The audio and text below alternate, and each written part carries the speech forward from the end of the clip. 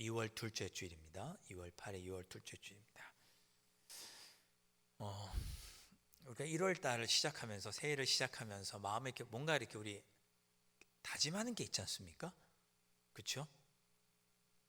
있으셨죠? 네, 있으셨을 것 같아요. 하나님께 약속하고 다짐하는 것들이죠. 예를 들면 올해는 꼭 성경을 일독해야지. 하루에 10분이라도 성경을 읽어야지. 라고 생각하신 분은 마음속으로 손을 한번 이렇게 들어보시기 바랍니다. 네. 올해는 꼭 새벽기도 나가야지. 딱 마음 먹었는데 너무 추워. 그렇죠? 새벽기도 나가야지. 한 달에 한 번이라도 금요 집회 가야지. 이런 다짐을 하신 분들이 계실 것입니다. 그렇죠? 이쪽만 이해를 하시네요. 네. 이쪽은 안 하신 걸로. 네. 어떻게 다짐하신 것들을 잘 지키고 계십니까? 이쪽에 계신 분. 네. 아마도 제 생각에 여러분이 다짐하신 것 중에 기도와 관련된 것들도 있으리라 생각을 합니다. 기도와 관련된 거. 하루에 5분이라도 꼭 기도해야지. 10분이라도 기도해야지. 자기 전에 기도해야지. 일어나자마자 기도해야지. 기도와 관련된 것도 있을 거라 생각하는데 어떠십니까? 제 눈을 피하시네요, 이렇게. 네. 요즘 기도 생활 잘 하고 계십니까? 기도 생활 제가 눈이 안 좋아가지고 요즘 여러분이 저를 보고 계신지 이렇게 눈을 내리고 계신지 잘 안 보이네. 사실 그리스도인의 삶에서 기도보다 더 중요한 것도 없지만 기도만큼 우리에게 크게 좌절을 주는 것도 없습니다. 공감하십니까? 기도만큼 중요한 게 없죠. 기도가 너무나 중요하죠. 말씀, 기도 얼마나 중요합니까? 근데 기도만큼 우리에게 좌절을 주는 것도 없습니다. 왜? 기도해야 되는 거 아는데 못하니까. 쉬지 말고 기도하라고 했으니까 쉬지 말고 기도해야 되는 거 아는데 못하고 있으니까. 제 말이 아니고 제가 읽었던 한 신앙 서적의 어떤 목사님의 말이었습니다. 기도가 참 중요한데 기도만큼 우리를 좌절시키는 게 없더라. 기도해야 한다는 거 누구나 알고 있습니다. 누구나 알고 있고 누구나 하고 싶어 하고 최소한 기도하고 싶은 마음은 우리에게 다 있죠. 근데 기도를 잘 못합니다. 기도하는 성도님들 보면 그래서 참 존경스럽습니다. 존경스럽습니다. 이렇게 엄숙한 분위기로 이렇게 한국 교회는 특히나 더 기도하는 분들을 존경하는 교회가 한국 교회입니다. 서양 교회는 좀 덜하지만 우리는 기도하시는 분들을 더 깊이 존경하는 그런 문화가 한국 교회 안에 있죠. 또 한국 교회만큼 기도의 능력이 강하게 나타나는 교회도 역사적으로 없었을 것입니다. 정말 한국 교회는 정말 기도하는 교회. 기도하는 교회. 그래서 나도 막상 기도하려고 하면 그 결심이 지속되지가 않죠. 바쁜 일상에 그만 기도해야지 마음 먹었다가도 잊어버리게 됩니다. 요즘 기도 생활 어떻게 하세요? 물으면 자신 있게 대답하는 분이 많지 않습니다. 우리는 기도를 더 자주 했으면 하고 기도를 더 오래 했으면 합니다. 그렇죠? 여러분 기도 더 자주 하고 싶으시죠? 더 오래 하고 싶으시죠? 기도를 더 잘했으면 하시죠? 우리 죽을 때까지 내가 마지막에 죽을 때 내 평생 기도의 삶을 살았다 이렇게 고백하고 싶으시죠? 그런데 기도를 이어가지 못합니다. 그래서 우리는 또 좌절하게 되죠. 기도만큼 우리를 좌절하게 하는 것이 없더라. 성경은 쉬지 말고 기도라고 하셨고 성경에는 기도의 능력이 너무나 많이 담겨 있습니다. 한 목사님 또 이렇게 말씀하시더군요. 어떻게 내가 이렇게 못하는 것이 내 삶을 향한 하나님의 뜻일 수 있을까? 기도하라고 하는 건 하나님의 뜻이잖아요. 근데 내가 너무 못해요. 어떻게 내가 이렇게 못하는 것을 이것이 어떻게 나를 향한 하나님의 뜻일 수 있을까? 그렇게 고백하기도 했습니다. 아까 말씀드린 그 신앙서적을 쓴 목사님이 이렇게 고백하더군요. 기도 생활을 하는 관한 책을 많이 읽으셨대요. 무슨 기도, 무슨 기도, 무슨 기도, 기도 어떻게, 그리스도인의 기도, 마음을 사람에게 비나는, 기도에 관한 책을 많이 읽으셨는데 처음에 기도에 관한 책을 쫙 이렇게 읽다 보면 그렇지, 내가 정말 기도해야지 마음에 뜨거워지다가 책을 딱 덮을 때쯤 되면 나는 왜 이렇게 기도하지 못할까, 죄책감이 든다고 합니다. 죄책감이 든다고요. 제가 기도 열심히 하십시오라고 설교하면 우리 혹시 마음속에 죄책감이 들까 걱정됩니다. 기도는 신앙생활의 근간입니다. 우리는 기도해야 합니다. 평소에 기도 생활하기 어려우시면 새벽 기도 나오시고, 교회에 딱 그 시간에 오면 기도할 수 있으니까, 우리 수요 예배 중에도 기도하니까 수요 예배 오시고, 금요 집회 와서 뜨겁게 기도하시고, 오후 찬양 예배 때도 이렇게 찬양하고 기도하시고. 아시잖아요. 우리가 기도하지 않으면서 어떻게 내 삶을 이겨낼 수 있을까? 우리 아시잖아요.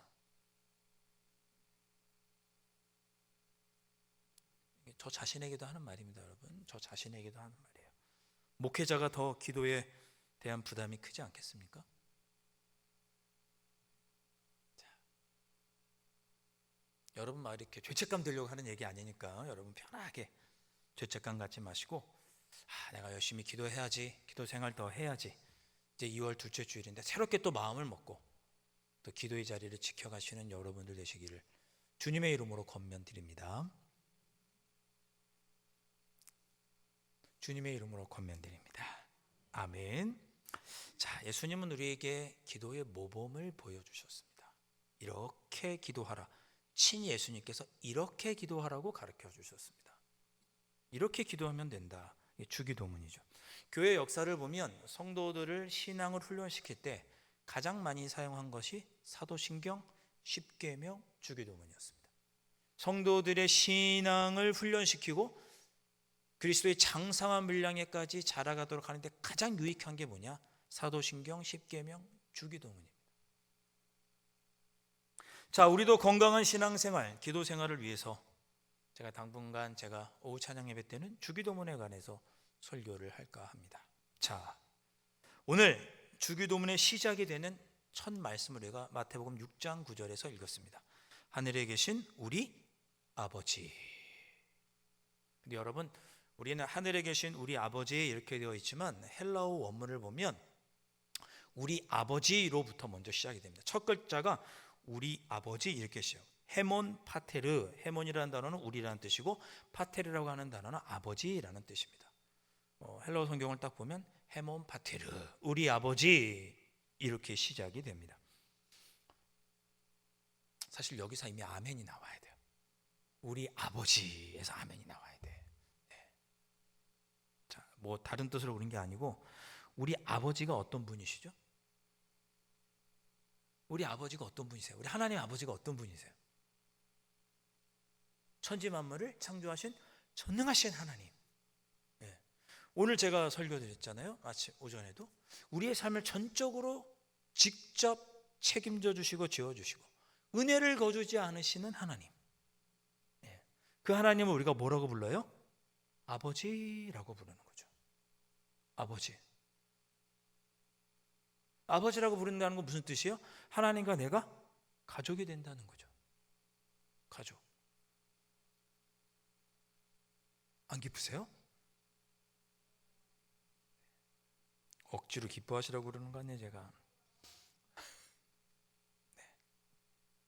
자, 오늘 본문 에스라 9장 7절부터 밑에 8절과 9절은 우리가 읽지 않았는데 7절, 8절, 9절을 우리 한 번씩 교독해 보도록 하겠습니다.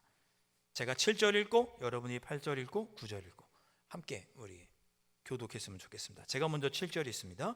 우리 조상들의 때로부터 오늘까지 우리의 죄가 심하며 우리의 죄악으로 말미암아 우리와 우리 왕들과 우리 제사장들을 여러 나라 왕들의 손에 넘기사 칼에 죽이며 사로잡히며 노략을 당하며 얼굴을 부끄럽게 하심이 오늘날과 같으니이다.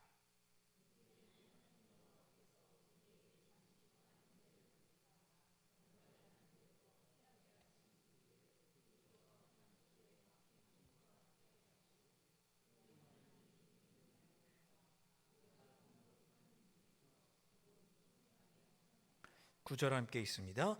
우리가 비록 노예가 되었사오나 우리 하나님이 우리를 그 종살이하는 중에 버려두지 아니하시고 바사 왕들 앞에서 우리가 불쌍히 여김을 입고 소생하여 우리 하나님의 성전을 세우게 하시며 그 무너진 것을 수리하게 하시며 유다와 예루살렘에서 우리에게 울타리를 주셨나이다. 아멘. 우리가 아버지라고 부르는 하나님이 어떤 분이신지 여기 잘 기억해 놨죠. 7절에 보니까 우리가 왕들의 손에 넘겨져서 온갖 고통과 고난을 당할 때 8절에서 어떻게 하셨어요? 우리에게 은혜를 베푸셔서 우리를 피하게 하시고 우리를 소생시키셨죠. 9절에도 그 하나님께서 어떻게 하셨는지 고백하죠. 우리가 노예같이 궁핍하나 우리를 불쌍히 여겨주시고 소송하게 하시고 무너진 것을 수리하게 하시고 우리의 울타리가 되어주셨다. 우리가 아버지라고 부르는 그 하나님, 그 하나님이 어떤 분이신지 기록해 놓았습니다. 여러분 바빠서 기도할 시간이 없고 교회가 멀어서 올 수가 없으신가요? 그러면 있는 자리에서 어떻게 하시냐면 그냥 아버지 부르십시오.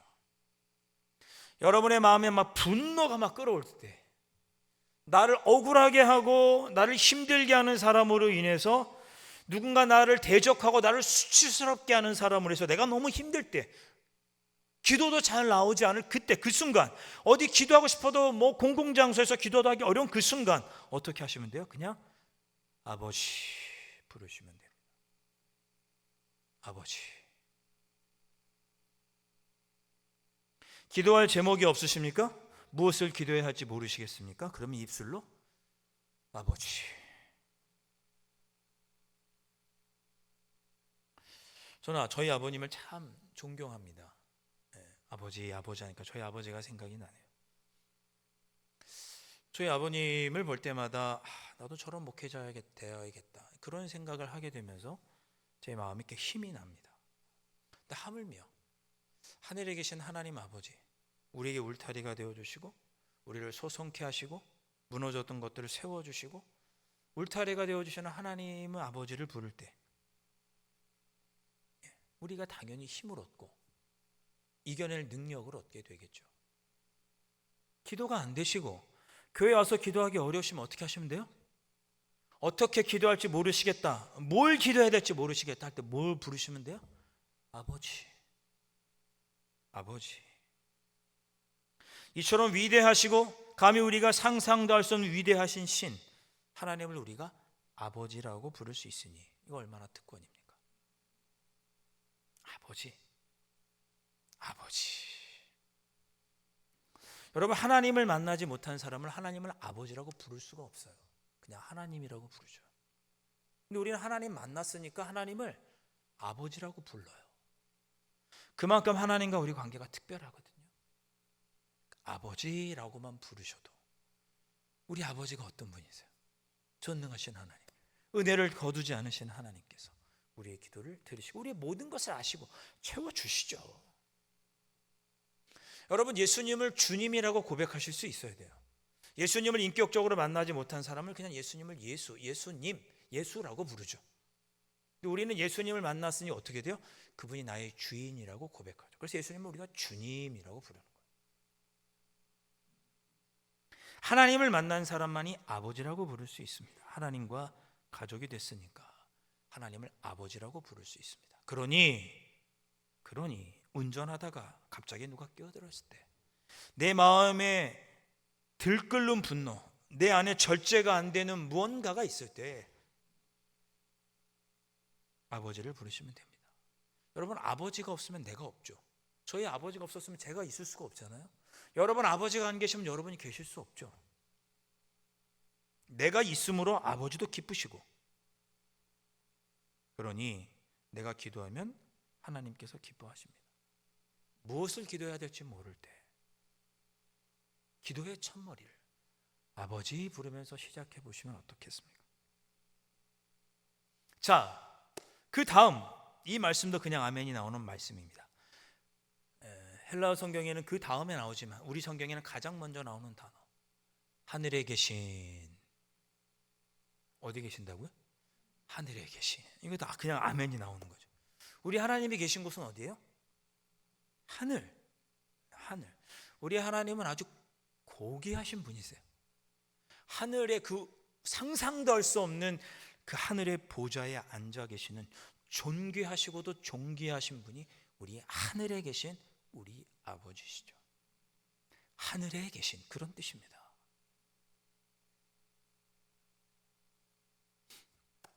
이제 이 얘기를 제가 예전에 한번 드렸던가요? 제가 우연히 방송을 보다가 청취자의 사연을 듣게 됐습니다. 어떤 내용이었냐면 이렇게 3년 동안 연애한 커플이 있었어요. 근데 이제 딱 3년 동안 사귀었나 봐요. 그러니까 3년째 되는 날, 만 딱 3년이 되는 날, 특별한 날이잖아요. 그날 지켜야 되잖아요, 기념일로. 근데 이 커플이 특별히 남자가 아주 알뜰한 친구였습니다.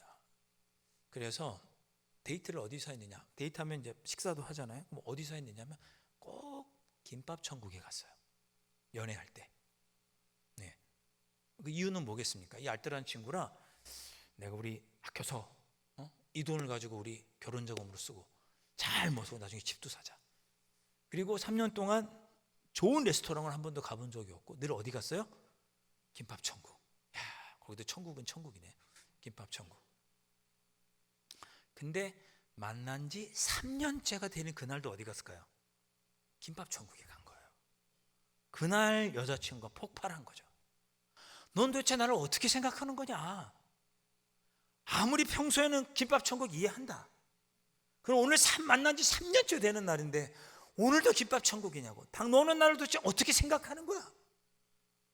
라고 여자가 남자에게 화를 냈습니다. 남자가 또 변명을 하는 거죠. 내가 너를 하찮게 생각하는 게 아니야. 열심히 모아서 우리 나중에 결혼 자금으로도 쓰고 집장만 해야지. 아껴야 될 거 아니야. 우리가 지금 낭비하면 되겠니? 뭐 이런 식으로 얘기를 한 거예요. 그걸 방송국에 이제 사연을 낸 거예요. 우리 남자친구 왜 이러냐고. 계속 만나야 되냐고. 뭐 이런 식으로 사연을 보냈던 기억이 납니다. 자, 여러분, 합리적인 소비란 무엇일까요? 글쎄요, 이런 날도 김밥 천국 가도 되죠. 제가 김밥 천국을 무시하려고 하는 게 아닙니다. 저도 김밥 천국 좋아합니다. 근데 합리적인 소비란 뭘까? 이렇게 해서 여자친구 만난 지 3년째 되는 날은 그래도 3년에 한 번 정도에는 그럴듯한 식당에 갔으면 어땠을까? 그걸 누가 낭비라고 하겠습니까? 그 여자친구 입장에서는 남자친구가 나를 하찮게 여긴다, 대수롭지 않게 여긴다, 시시하게 여긴다 생각했고 서운했던 것이죠. 여러분, 좋은 손님, 귀한 손님 만나시면 어디 가십니까? 김밥 천국 가십니까? 거래처 귀한 손님 만나셨습니다. 어디 가십니까? 설렁탕집 가십니까? 설렁탕집 무시하려고 하는 건 아니고. 귀한 손님 모실 때는 또 특별한 중요한 날에는 특별한 장소에 가죠. 신학자인 제임스 패커는 주기도문에 관한 책을 쓰면서 이런 이야기를 했습니다. 기도의 활력은 기도를 일으키시는 하나님에 대한 관점에 달려있다. 우리의 기도가 활력이 있으려면 우리의 관점이 달라야 된다는 거죠. 기도의 활력은 기도를 일으키시는 하나님에 대한 관점에 달려있다. 하나님을 시시한 분으로 생각하면 기도도 따분해진다. 우리 하나님 어떤 분이에요? 시시한 분이 아니시죠. 어디에 계셔요? 하늘에 계시는 분. 우리 너무 하나님을 너무 막대하는 거 아니에요? 능력이 하나님, 전능하신 하나님, 통치자하신 하나님, 하늘에 계시는 고귀하고도 고귀하신 분, 그분이 나의 아버지신 거죠. 그것이 주님께서 가르쳐 주신 첫 번째 기도, 하늘에 계신 우리 아버지, 여기에 담겨 있는 주님의 뜻입니다. 이렇게 기도하시는 여러분들 되실 수 있기를 주님의 이름으로 축복합니다. 기도하십시오. 할 수 있는 대로 새벽기도 오시고 금요집회 오시고 수예배도 오시고, 시간 날 때마다, 마음에 어려움이 있을 때마다, 내 힘으로는 주체할 수 없을 때마다 무언가를 아버지, 주님 부르시고, 우리 하나님 시시한 분 아니니까 그 하나님 붙잡고 기도하시는 여러분들 되시기를 주님의 이름으로 축원드립니다. 아멘.